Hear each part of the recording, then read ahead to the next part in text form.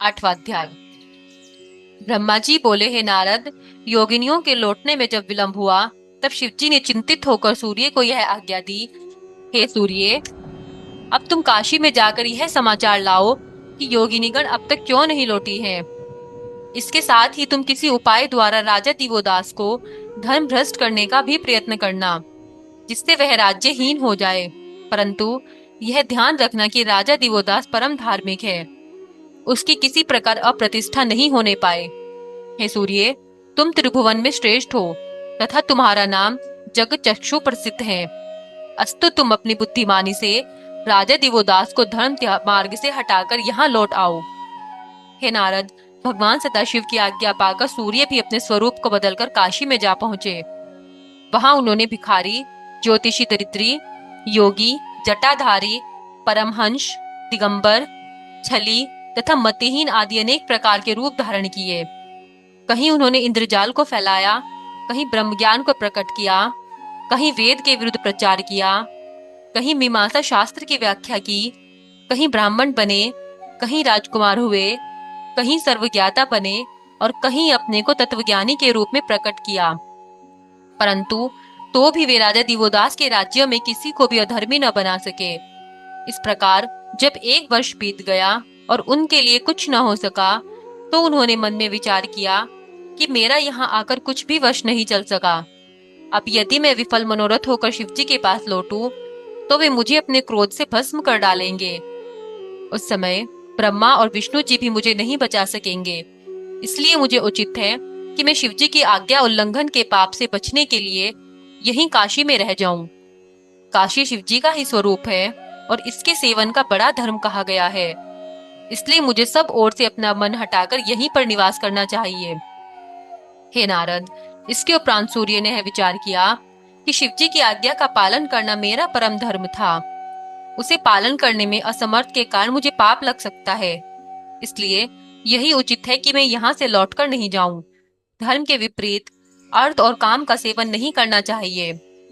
कुछ लोग यह कहते हैं कि अर्थ रक्षा करना धर्म है। यह उचित नहीं है, क्योंकि राजा हरिश्चंद्र, कुश तथा ययाति ने धर्म को न छोड़ते हुए अपने शरीर को त्याग देना स्वीकार किया, जिसके कारण उन्हें मोक्ष पद प्राप्त हुआ। इसके साथ ही राजा बलि, विरोचन तथा प्रहलाद ने भी धर्म की रक्षा के लिए दुख उठाए। अतः सबको त्याग कर धर्म की रक्षा करना ही उचित है। काशी सेवन करने से बढ़कर और कोई धर्म नहीं है। हे नारद, इस प्रकार निश्चय करके सूर्य ने 12 शरीर धारण किए और उन सब शरीरों द्वारा वहीं काशी में स्थित हो गए।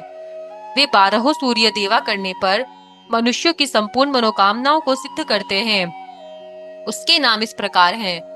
पहले सूर्य लोलार्क नाम से 80 संगम पर स्थित है। वह स्थान सब तीर्थों का शिरोमणि माना जाता है। दूसरे सूर्य उत्तरार्क नाम से उस स्थान पर स्थित है जहां पहले राजा प्रियव्रत ने स्त्री का शरीर पाकर तपस्या की थी और शिवजी गिरिजा से वरदान पाकर अंत में गिरिजा की सखी बन गए थे। उसी स्थान पर एक बकरी ने राजकन्या के रूप में जन्म लेकर मुक्ति प्राप्त की थी। वे भी अपने भक्तों को उत्तम फल प्रदान करने वाले हैं। तीसरे सूर्य आदित्य नाम से सांबपुर में उपस्थित है। वहां सांब का कुष्ठ रोग दूर हुआ था। 5वें सूर्य मयूषादित्य नाम है, जो शिवजी तथा गिरिजा की सेवा द्वारा शिवजी के दाहिने नेत्र बनकर प्रतिष्ठित हुए। उनकी गणना 8 वसुओं में से एक वसु के रूप में की जाती है। 6ठे सूर्य खगोलादित्य के नाम से प्रसिद्ध हैं। जिस समय कद्रु और विनिता में विवाद हुआ था तथा उसमें विनिता हार कर कद्रु की सेवा का बनी थी, उस समय अपनी माता की दुर्अवस्था को दूर देखकर गरुड़ को अत्यंत कष्ट हुआ था। तब गरुड़ अमृत लेने के लिए देवलोक में गए और वहां देवताओं पर विजय प्राप्त करने के पश्चात अमृत लेकर अपनी माता विनिता के पास चल दिए। कश्यप के पुत्र गरुड़ जिस समय अमृत लेकर लौट रहे थे, उसी समय मार्ग में विष्णु जी ने उन्हें रोककर बड़ा भारी युद्ध किया। उस युद्ध में विष्णु जी गरुड़ को नहीं जीत सके। तब उन्होंने छल करके गरुड़ से यह वरदान मांगा कि तुम हमें अमृत दे दो और हमारे वाहन भी हो जाओ। तब गरुड़ ने विष्णु जी की बात स्वीकार कर उन्हें अमृत दे दिया और उनके वाहन भी बन गए। उस समय विंता ने युद्ध स्थल पर खगोलादित्य सूर्य की स्थापना की थी, जिसकी उपासना से विंता की लज्जा दूर हुई। वे खगोलादित्य अपने भक्तों की संपूर्ण मनोकामनाओं को पूरा करने वाले हैं। हे नारद, हे नारद, सातवें अरुण नामक सूर्य शिवजी से उत्तर दिशा की ओर विराजमान है। वे विंता के पुत्र अरुण नाम से प्रसिद्ध हुए थे। उनकी सेवा करने से भी संपूर्ण कष्ट दूर होते हैं। आठवें बृहदादित्य नामक सूर्य विशालाक्षी देवी के दक्षिण ओर स्थित है। उनकी सेवा करके अल्पायु हारित नामक मुनि युवा हो गए थे। वे संपूर्ण रोगों को दूर करने वाले तथा आनंद प्रदान करने वाले हैं। नवे सूर्य का नाम केशवादित्य है। उन्होंने विष्णु जी से उपदेश प्राप्त किया था। एक दिन जब सूर्य ने यह देखा कि विष्णु जी पादोदक तीर्थ पर शिवलिंग की पूजा कर रहे हैं, तो उन्होंने उनके पास जाकर यह पूछा कि हे विष्णु जी, आप तो सबसे अधिक श्रेष्ठ हैं, फिर आप यहाँ किनकी पूजा कर रहे हैं? उस समय विष्णु जी ने उन्हें यह उत्तर दिया, हे सूर्य, भगवान सदाशिव हमसे बड़े हैं, अतः हम यहाँ पर उन्हीं का पूजन कर रहे हैं। तुम भी शिवलिंग का पूजन करो तो तुमको उच्च पद की प्राप्ति होगी। यह सुनकर सूर्य उसी दिन से शिवलिंग का पूजन करने लगे और विष्णु जी को अपना गुरु जानकर वहीं स्थित हो गए। 10वें विमलादित्य नामक सूर्य को हरिकेश ने वन में स्थापित किया था। प्रबाहु का पुत्र, जो उच्च देश का निवासी था, दुर्भाग्यवश कोढ़ी हो गया। तब वह अपनी स्त्री पुरुष घर बार आदि को छोड़कर काशी में चला आया और इन्हीं विमलादित्य सूर्य की पूजा करके अच्छा हो गया। तभी से वे सूर्य कुष्ठ रोग को दूर करने में विशेष प्रसिद्ध हैं। हे नारद, 11वें सूर्य का नाम कनकादित्य है। वे भगवान विश्वनाथ के दक्षिण की ओर स्थित है। वे प्रतिदिन गंगा की स्तुति किया करते हैं, इसी से उनका मुख गंगा की ओर है। 12वें यमादित्य नामक सूर्य उस स्थान पर स्थित है जहां बैठकर यमराज ने कठिन तपस्या की थी। उनके दर्शन से यमपुरी में नहीं जाना पड़ता। उनकी स्थापना स्वयं यमराज ने की थी। जो मनुष्य चतुर्दशी के दिन भरणी नक्षत्र में उस स्थान में जाकर श्राद्ध करते हैं, उन्हें गया में श्राद्ध करने के समान फल प्राप्त होता है। हे नारद, काशी में स्थित 12 सूर्यों का वर्णन करने से रोग तथा पाप नष्ट हो जाते हैं। जो मनुष्य इनकी सेवा करता है वह अत्यंत आनंद प्राप्त करता है तथा उस पर शिवजी भी प्रसन्न होते हैं। यह 12 सूर्य शिवजी के परम भक्त हैं तथा शिवजी के मुख्य सेवक के रूप में स्मरण किए जाते हैं। हे नारद, इसके अतिरिक्त 5 देवता भी शिवजी के अनन्य सेवक हैं। जो मनुष्य शिव भक्ति को त्याग कर किसी अन्य देवता की पूजा करता है तथा जो यह समझता है कि अन्य देवता शिवजी से अलग हैं, वह पशु के समान महामूर्ख है। वेद का कथन है कि शिवजी सब में सन्निहित हैं, अर्थात वे सब में समाहित है। वे परब्रह्म, निर्गुण, आनंद स्वरूप तथा सबको प्रसन्नता प्रदान करने वाले हैं, अतः एकमात्र उन्हीं का पूजन श्रेयस्कर है। 9वां अध्याय।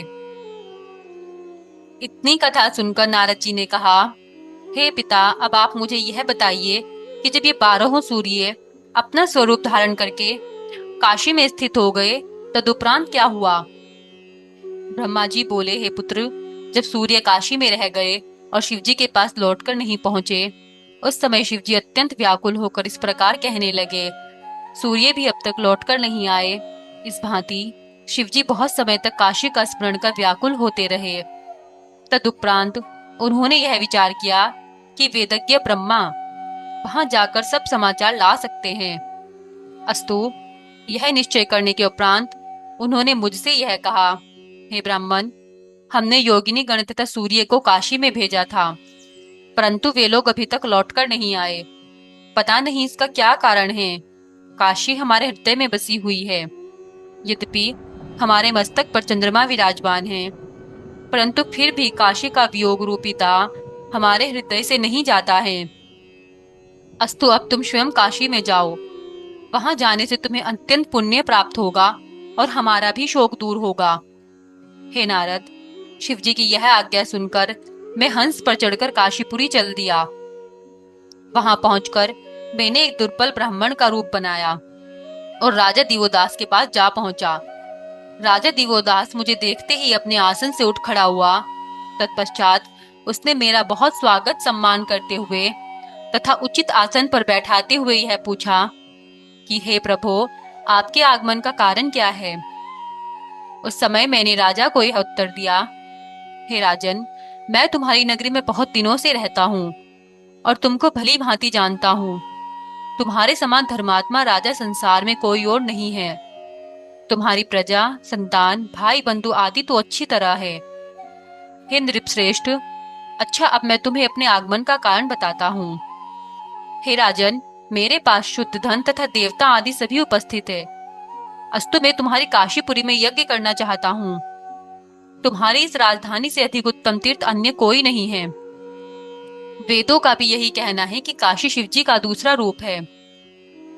हे राजन, तुम शिवजी की प्रसन्नता के निमित्त काशी का पालन करते हो, इसीलिए तुम्हारे ऊपर किसी की कोई युक्ति नहीं चल पाती। तुम अन्य देवताओं को शिवजी के समान मत समझना। शिवजी सबसे श्रेष्ठ और सबका मनोरथ पूर्ण करने वाले हैं। हे राजन, जो ब्राह्मण प्राय हित चिंतक होते हैं वह इसी प्रकार उपदेश दिया करते हैं, इसीलिए मैंने भी तुम्हें यह उपदेश दिया है। इन बातों पर ध्यान देने से तुम्हारी सभी मनोकामनाएं पूर्ण होगी। अब तुम हमें यज्ञ में सहायता प्रदान करो। हे नारद, इतना कहकर जब मैं चुप हो गया तब राजा ने हाथ जोड़कर मुझसे इस प्रकार कहा, हे ब्राह्मण, आप यहाँ आनंद पूर्वक यज्ञ करें और जिस भी वस्तु की इच्छा हो वो मुझसे ले ले। मैं सब प्रकार से आपका सेवक हूँ और मेरे घर में जो भी सामग्री है वह सब आपके लिए ही है। वेद में प्रजा का पालन राजा का सबसे बड़ा धर्म कहा गया है। जिस देश में प्रजा दुखी होती है वहां वज्र से भी अधिक प्रभाव रखने वाली तीक्ष्ण अग्नि उत्पन्न होती है। वह अग्नि सबको भस्म कर डालती है। हे विप्र, मेरा यह नियम है कि मैं सभी ब्राह्मणों का चरण सेवक हूँ। उन्हीं की कृपा से मेरे संपूर्ण मनोरथ पूर्ण होते हैं। जब मुझे स्नान करने की इच्छा होती है तब मैं ब्राह्मण के चरण धोकर उस जल को अपने शरीर पर डाल लेता हूँ और जब मैं ब्रह्म भोज करता हूँ उस समय उसे 100 यज्ञों से कम नहीं समझता। मेरी रात दिन यही अभिलाषा बनी रहती है कि कोई अतिथि मेरे घर पधारे और मुझे अपनी सेवा का अवसर प्रदान करे। अस्तु, आप प्रसन्नता पूर्वक यहाँ यज्ञ कीजिए, मैं आपकी सब प्रकार से सेवा करूंगा। हे नारद, यह सुनकर मैं प्रसन्न होकर हरिसर नामक स्थान पर जा पहुंचा। वहां मैंने राजा दिवोदास की सहायता से 10 अश्वमेध यज्ञ किए। तब से वह स्थान दशाश्वमेध तीर्थ के नाम से प्रसिद्ध हुआ। गंगा के समीप होने के कारण वह स्थान और अधिक पवित्र माना गया। तदुपरांत मैंने वहां शिवलिंग की स्थापना की और स्वयं भी वहीं स्थित हो गया। यद्यपि मैंने अनेक प्रयत्न किए, परंतु उस राजा में किसी भी प्रकार का दोष निकालने में मुझे सफलता नहीं मिली। अस्तु, काशी को सर्वगुण संपन्न जानकर मैंने शिवजी के पास लौटना उचित नहीं समझा। यद्यपि मैंने शिवजी की अवज्ञा की थी तो भी मुझे इसलिए भय नहीं था, क्योंकि मैं यह जानता था कि जो व्यक्ति काशी का सेवन करता है उसके ऊपर शिवजी कभी क्रोध नहीं करते। वहां शिवजी के भक्त स्वच्छंद विचरण करते हैं। बड़े बड़े पापियों के पाप भी काशी में आकर नष्ट हो जाते हैं। वहां अन्य किसी भी देवता की आज्ञा नहीं चलती। वहां का कोई भी प्राणी यमराज से भयभीत नहीं होता। पापियों को तो काशी में रहकर जो आनंद मिलता है वह वैकुंठ में भी कभी प्राप्त नहीं होता। जो मनुष्य काशी में शिवलिंग की स्थापना करता है वह अपने मन में किसी भी बड़े पाप से नहीं डरता। यही जानकर मैंने अपने स्थान पर शिवलिंग की स्थापना की थी। जिस लिंग को मैंने वहां स्थापित किया था उसका नाम ब्रह्मेश्वर है। वह लिंग संपूर्ण मनोरथों को पूर्ण करने वाला है तथा संपूर्ण चिंताओं को दूर करने वाला है। हे नारद, जो मनुष्य इस कथा को सुनता है अथवा किसी दूसरे को सुनाता है उसके सभी संपूर्ण पाप नष्ट हो जाते हैं। 10वां अध्याय।